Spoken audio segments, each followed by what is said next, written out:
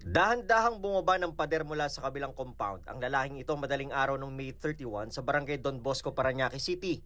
Kinuha niya ang tsinelas sa unang bahay sa loob ng compound at saka tila isa-isang sinipat ng mga bahay. Ilang saglit pa, umakyat ulit ng pader at nagtago sa may tangke ng tubig. Saka tumalon pabalik sa compound at sumubok ulit na pasukin ng mga bahay. Nang wala mapasok, lumabas ito. Iniwan sa garahe sa labas ang tsinelas na una niyang kinuha saka umalis. Ayon sa isa sa mga nakatira sa compound na si Chino, nakagawad din sa barangay, huli na malaman nilang pinagtangkaan silang nakawan.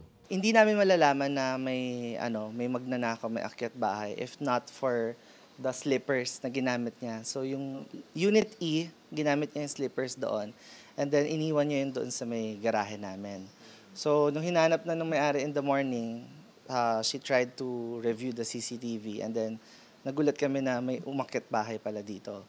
5 bahay ang mayroon sa compound na ito sa barangay Don Bosco sa Parañaque City na isa-isang sinubukang pasukin ng akyat bahay na nakita sa CCTV.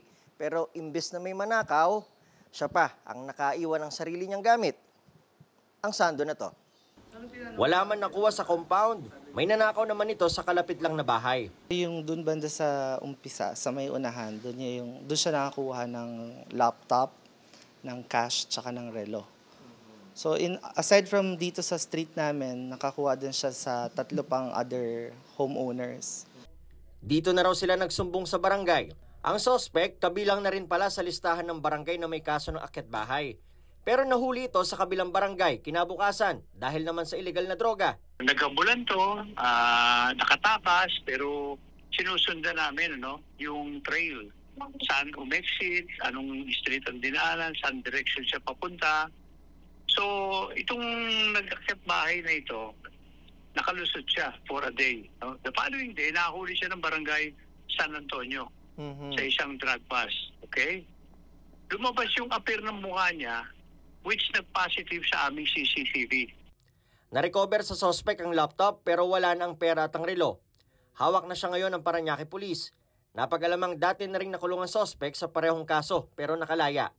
Desidido naman magsampa ng reklamo ang residenteng nanakawan. Sinusubukan pa namin kuhanan ng pahayag ang suspect. Para sa GMA Integrated News, Nico Wahe, nakatutok 24 oras.